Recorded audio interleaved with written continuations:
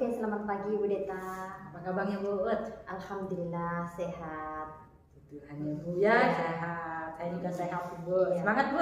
Iya, Ibu juga harus semangat. Ayo Bu, sebelum kita observasi, hari ini saya mau pra-observasi dulu Bu ya, untuk pembelajaran seni budaya yang akan saya observasi nanti.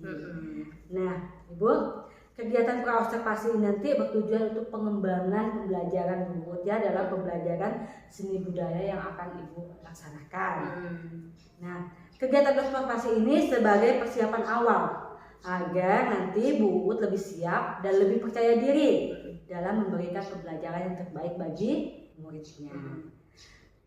Nah, Bu Ut, kelas mana nanti yang mau disupervisi Bu? Mau diobservasi? Kebetulan kelas 8 Bu. Oke, kelas 8. Kira-kira kapan anak mau observasi? Nanti di hari Rabu jam ke-3-4.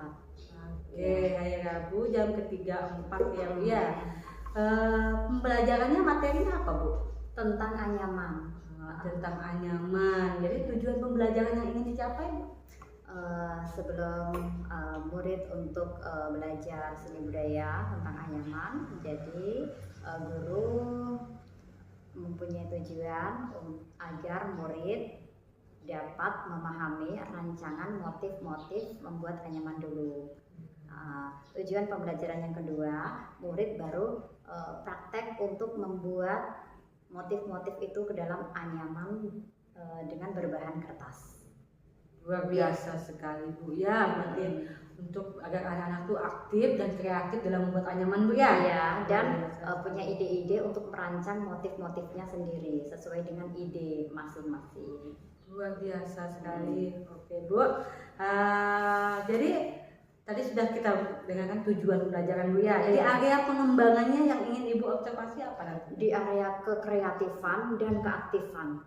Jadi, kalaupun murid udah kreatif tapi dia tidak aktif, tidak punya kemauan untuk membuat, sama aja bohong. Iya. Jadi di dua area tersebut. Luar biasa sekali, berarti selain kreatif juga harus aktif Bu ya. Iya. Oke Bu. Jadi untuk agar anak-anak tuh kreatif dan aktif, kira-kira strategi apa yang akan Ibu laksanakan? Ini pakai metode tutor sebaya. Jadi nanti tidak mengandalkan ke guru aja. Selain guru sudah memfasilitasi dari lewat YouTube, tapi mereka bisa saling bertanya dengan temannya, bertukar ide boleh. Jadi saya membuat yang kayak gini untuk motifnya. Oh jadi saya yang jangan, biar enggak sama. Oh ya saya punya ide lagi. Oh boleh kamu pakai. Jadi bisa saling melengkapi. Jadi nanti tujuan saya itu berbagai jenis motif dalam satu kelas itu berbeda-beda. Luar biasa sekali Bu ya, menggunakan strategi tutor sebaya agar ide-ide bisa tersalurkan Bu ya. Iya. Luar biasa. Jadi tadi sudah kita lihat tujuan strategi. Kira-kira media pembelajaran yang akan Ibu gunakan nanti apa Bu? Media pembelajaran yang pertama adalah contoh anyaman. Sebelumnya kan kebetulan ada semacam kumpulan-kumpulan ya, kumpulan atau portofolio dari hasil anyaman kakak kelas yang terbaik, yang bagus-bagus. Nah itu nanti saya contohkan dulu di depan kelas, serta yang kedua adalah YouTube, dan yang ketiga modul pembelajaran dari saya dan LKPD. Biasa sekali medianya, portofolio dari teman yang terbaik. Jadi semuanya lengkap ya. Itu contoh. Iya, selain materi ada contoh hasil karya. Luar biasa sekali ya, banyak media yang Ibu gunakan ya. Nah, harapan Ibu untuk kegiatan supervisi ini nanti apa Bu? Harapan saya setelah adanya supervisi ini, kekreatifan anak itu bisa muncul gitu loh. Jadi ide-ide kreatifnya itu bisa tertuang dalam pembuatan anyaman. Jadi harapan saya anak-anak bisa menuangkan kreativitasnya dalam hasil karya anyaman tersebut. Dimaksimalkan kekreatifannya itu, dimunculkan gitu. Luar biasa sekali Bu ya. Nah, nanti setelah melakukan kegiatan observasi, selanjutnya nanti kita akan melakukan percakapan pasca observasi. Nanti setelah melakukan observasi ini nanti saya akan observasi ibu di kelas. Setelah itu nanti kita akan melakukan pasca observasi, itu akan bersama dengan pengajar praktik saya ya Bu. Siap Bu. Jadi sebelum kita akhiri ini Bu, menurut Ibu percakapan apa yang sudah kita dapatkan, yang Ibu dapatkan hari ini? Percakapan yang pertama dari CGP angkatan 10, yaitu yang bersangkutan adalah Bu Deta. Dengan adanya pra-observasi ini, jadi rekan sejawat alias guru itu dia bisa mempersiapkan apa yang perlu disiapkan untuk observasi. Jadi dipersiapkan dari pra-observasi tersebut. Jadi dari percakapan nanti tadi Ibu tahu apa yang harus dipersiapkan saat observasi. Luar biasa sekali Bu ya. Nah, oke Bu. Jadi saya rangkum hasil percakapan kita hari ini Bu ya. Pertama tadi tujuan pembelajaran Bu ya. Tujuan pembelajaran tadi ada 2 ya Bu ya. Untuk menunjukkan ide-ide kreatif siswa kan Bu tentang menyamankan. Habis itu ada strateginya untuk teman sebaya. Media pembelajaran juga ada portfolio, YouTube, modul aja, KBD Bu ya. Dan akan dilaksanakan pada hari Rabu pada jam ketiga atau 4 ya Bu ya. Baik Bu, percakapan observasi kita sampai di sini saja.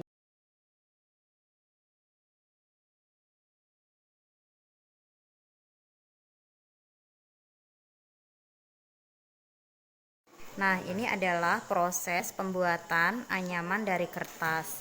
Yang pertama, kita membuat pola atau kerangkanya dulu, yaitu dari kertas F4 atau kertas buffalo dipotong-potong sekitar 1 atau 1,5 cm. Kalau sudah, kita buat kerangkanya, baru nanti dimasukkan. Nah, yang udah jadi coba ditunjukkan nih, yang udah jadi polanya ya.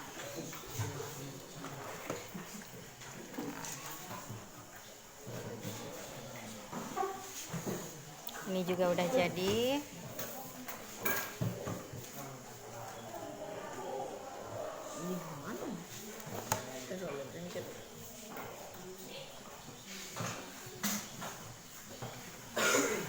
Oke. Hasil kreasi seni anyamannya dari kertas ya. Ini masih sebagian karena yang sebagian belum jadi. Oke, anak rajin, makasih, thank you. Iya Bu, tadi saya sudah mendengarkan kendala yang Ibu alami. Pertama tentang sapras dan tentang ada beberapa anak yang kurang mahir atau soft skillnya kurang terampil gitu kan ya. Oke, dari kendala yang Ibu alami tadi, kira-kira tindak lanjut apa yang ingin Ibu lakukan? Nah, untuk tindak lanjutnya saya memilih opsi pendampingan. Jadi nanti saya kerjasama dengan murid sejawat, ibaratnya murid dia mendampingi murid gitu kan. Murid yang dia udah lihai, dia udah selesai tugasnya. Nah, dia bisa membantu saya untuk mendampingi murid yang belum selesai mengerjakan tugas tersebut gitu. Berarti saya tutor teman sebaya gitu ya Bu ya? Iya, tapi dari sesama murid. Iya. Luar biasa sekali Bu ya. Pendampingan itu tadi yang Ibu ingin lakukan dari kendala-kendala tadi ya. Kira-kira Bu, yang terlibat dari proses pendampingan atau tindak lanjut yang berlaku itu siapa Bu? Selain murid Bu, ada enggak yang Bu ingin dilibatkan? Saya rasa tidak perlu untuk Dewan Guru ya, karena ini kan kebetulan kan emang tugas pure dari murid gitu. Jadi mau tidak mau mereka harus bertanggung jawab untuk menyelesaikannya sampai selesai sendiri gitu. Jadi itu untuk melatih tanggung jawab. Oke, berarti untuk melatih tanggung jawab. Iya. Mereka itu sama mereka ya. Iya, jadi kita pendampingan itu cuma sekedar pendampingan, tapi tidak harus dikerjakan oleh temannya. Jadi tetap saya pantau. Terima kasih Bu Ut, luar biasa sekali Bu Ut ya. Ada untuk teman sebaya, pendampingan tersebut. Tapi alangkah baiknya mungkin kita perlu juga terlibatan dari kepala sekolah, dari guru lain untuk membantu memantau, ya sekedar memantau saja sih. Tapi selebihnya tetap pada murid sesuai dengan konsep yang dilakukan. Iya. Luar biasa sekali Bu ya. Kira-kira Bu, apa daya dukung yang Ibu perlukan untuk tindak lanjut itu ya?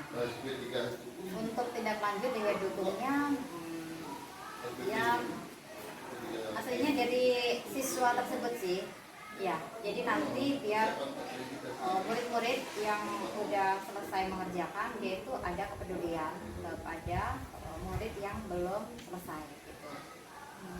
Ya, daya dukungnya tetap dari intern mapel seni budaya sendiri, jadi saya tidak perlu melibatkan guru lain karena kan ini apa ya, ranahnya kan praktek dan prakteknya nggak terlalu rumit gitu kan. Jadi nggak perlu melibatkan bantuan dari luar ibaratnya. Nah, Jadi sarana dan prasarana pun dari murid juga ya Bu ya? iya. Ya baik sekali Bu ya, dari proses pembelajaran tadi. Kira-kira Bu, dari kapan kita tadi dari kendala, dari kendala tindak lanjut, dari siapa yang terlibat, kira percakapan kita hari ini apa yang Ibu dapatkan gitu? Iya, kalau dari sebelum observasi berarti kan pra-observasi gitu kan ya. Jadi saya menyimpulkan bahwasanya kalau kita mau action mengajar itu kita perlu memikirkan persiapan untuk mengajarnya. Semuanya harus dipikirkan gitu, dari kesiapan kita, kesiapan dari murid dan kesiapan sarprasnya. Iya. Jadi itu yang Ibu dapatkan ya, Ibu bisa mempelajari berarti ada persiapan segala macam Bu ya. Iya. Luar biasa sekali Bu Ibaratnya ya. pra observasi itu sangat penting dipikirkan gitu.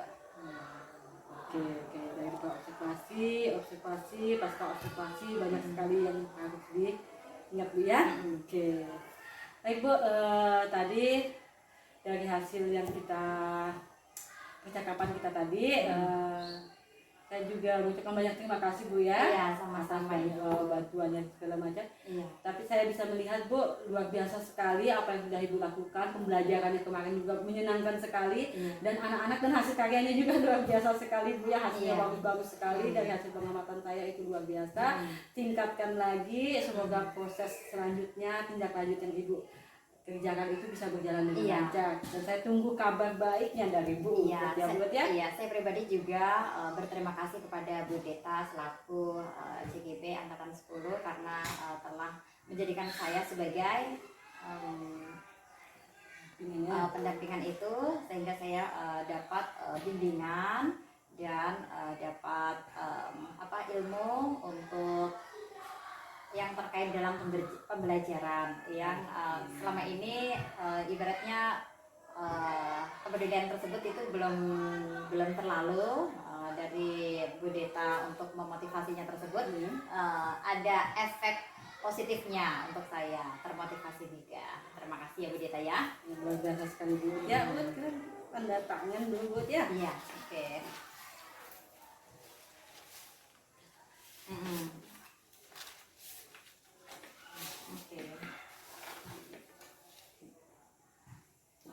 Terima kasih Bu ya. Sekarang kebetulan di sini ada pengajar praktik saya Bu, Bu Kamalasari. Mungkin nanti Bu Kamalasari akan menyampaikan beberapa penguatan untuk kita berdua. Dan terima kasih atas kerjasamanya. Semoga kedepannya kita bertemu kembali Bu. Luar biasa sekali Bu. Selamat pagi Bu. Ya, selamat pagi Bu Deta. Ya Bu, hari ini saya mau bincang-bincang sama Bu tentang pembuatan baju aja berdiferensiasi. Nah di sini Ibu tunjukkan ya tentang anyamannya Bu ya. Nah di sini Bu, untuk pembelajaran diferensiasi Bu, kita harus buat pemetaan belajar dulu Bu. Kayak siswa-siswa kita kan Bu ya. Ada yang lebih suka bernyanyi, suka menggambar, ada yang lebih suka kayaknya gerak kan ya, itu beda-beda. Nah itu kita harus sebelum kita belajar itu kita harus bisa bikin pemetaan dulu. Misalnya si Adil suka menggambar, dia masukkan ke kelompok menggambar. Misalnya siapa lagi anak gue itu, misalnya Laura Ispa suka membaca, dia dibagikan bagian puisi. Jadi kita harus memetakan dulu anak-anak kita sesuai dengan potensinya. Nah itu awal melalui asesmen diagnostik ya, melalui asesmen diagnostik. Tuh kita harus memetakan dulu anak kita minat belajarnya. Apakah mereka misalnya ada yang lebih suka menonton, ada anak yang suka menonton biasanya kan, ataupun ada yang lebih suka mendengarkan cerita melalui kita bercerita kan, ada yang melihat kita gaya di depan bermain peran. Nah, kita harus bedakan dulu sebelum kita belajar agar pada saat kita pembelajaran itu kita tahu anak itu mau kita ajar pakai strategi apa sesuai dengan apa yang gaya belajar mereka. Itu yang pertama. Yang kedua Bu, dalam modul ajar itu harus ada profil pelajar Pancasilanya ya Bu ya. Ada profil pelajar Pancasila. Ini ada kayaknya ya. Ada kayak pengalah kritis, mandiri, gotong royong, iman itu ada di modul ajarnya.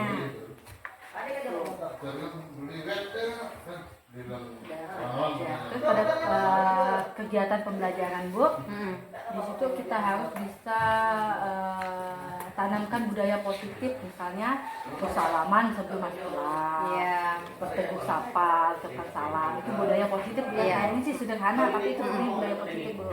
Itu harus ada dalam pada saat pembelajaran. Terus yang kedua, memeriksa batin Bu, misalnya sebelum masuk kelas kan anak-anak mungkin masih ribut atau apa, kita kondisikan mungkin dengan teknik stop, misalnya kayak nafas, luaskan, seperti itu. Memeriksa batin. Kayak memeriksa batin lah, kita memeriksa batin ataupun misalnya apa? Memeriksa perasaan diri ya. Kita memeriksa perasaan diri, itu namanya pembelajaran KSE. KSE itu kompetensi sosial emosional. Nah, jadi kita mengatur emosi mereka biar mereka tuh fokus belajarnya.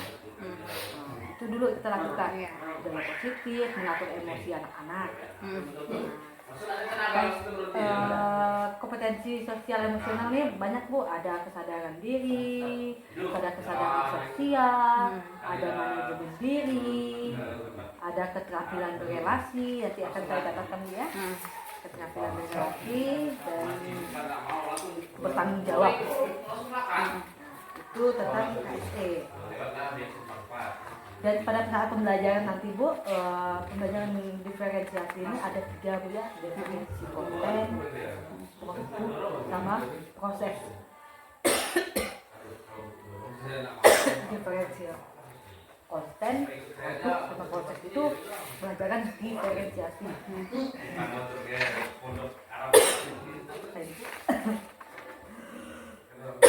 Ada minum kan? Nah, kalau konten tuh misalnya seperti ini Bu, misalnya Ibu ada video konten kan, lalu ada gambar, apalagi cerita, itu konten. Kalau proses itu dalam proses pembelajaran misalnya ada penugasan individu, ada pokoknya prosesnya itu bervariasi lah, sesuai dengan daya belajar kita kan. Pakai metode apa gitu ya. Kalau produknya enggak hasil lah, kayak Ibu kemarin kan sudah ada. Tapi produk tuh kalau bisa jangan hanya satu macam aja Bu. Karena ada murid kita yang mungkin misalnya menganyam, mungkin dia bisa menganyam dengan sesuai dengan bakat dia. Tapi kemarin Ibu sudah bagus sekali, anyaman mereka sesuai dengan apa yang mereka mau kan. Ibu udah bilang sama mereka kan, buat kreativitas sesuai dengan kemampuan mereka kan, ide dan kreativitas mereka itu sudah luar biasa. Itu udah diferensi produk Ibu itu sudah ada dan sudah bagus. Sudah ada dan sudah bagus, itu dikembangkan lagi, itu sangat keren Bu. Itu tentang produk. Jadi mungkin waktu yang lagi mungkin Pokoknya bisa berubah cara mereka buat itu di videoin pada saat deket Bu. Jadi itu kan bisa jadi media pembelajaran buku pada saat ibu belajar. Ini contoh dari kakak kelas kamu. Jadi kita tinggal cari YouTube itu lagi kan Bu. Tinggal videoin kawan yang sebagainya kan. Iya, didokumentasikan. Dokumentasikan gitu kan lebih misalnya media kalau tahu lah kita daerah terpencil mau buka YouTube nih dah. Kalang kabut kan Bu. Kalau ada video dari kakaknya kan kita nggak capek-capek ngomong gitu kan. Itu bagus sekali Bu. Produknya yang perkembangan bagus, prosesnya juga sudah saya lihat bagus, ada diskusinya dan kan. Ada juga, ada pakai kelompok juga kan gitu. Iya. Ada. Iya, kelompok di situ kan untuk mempersiapkan apa aja yang perlu dipersiapkan gitu kan. Ya, jadi itu ada juga kan. Jadi kalau diferensiasi, saya pun nggak lihat Bu. Pada saat ibu ngajar tuh diferensiasi itu sudah nampak. Cuman mungkin kita nggak tahu, oh itu konten rupanya, itu proses rupanya. Tapi ternyata sebenarnya sudah dilaksanakan dia. Cuman kita nggak tahu, itu proses. Sekarang saya pun sama Bu. Saya dulu kan baru tahu, oh ternyata itu namanya konten, oh itu namanya proses juga. Tapi luar biasa Bu ya, terima kasih atas waktunya Bu. Nah, intinya modul ajar itu harus ada, tidak sih harus ada pemetaan siswa belajar, terus ada isi dari profil pelajar Pancasila. Di situ ada isinya untuk budaya positif sebelum dimulai pembelajaran. Habis itu memeriksa perasaan diri KSE, dan dari diferensi itu sendiri semuanya digabung yaitu konten, produk, proses dan ya. Terima kasih atas waktunya. Oke, sama-sama Bu Deta juga semangat ya. Semangat. JBP angkatan 10 bersama dengan Ibu Mas Ida, Guru Seni Budaya SMPN 2 Seluas. Terima kasih sudah menonton. Ya, sama-sama.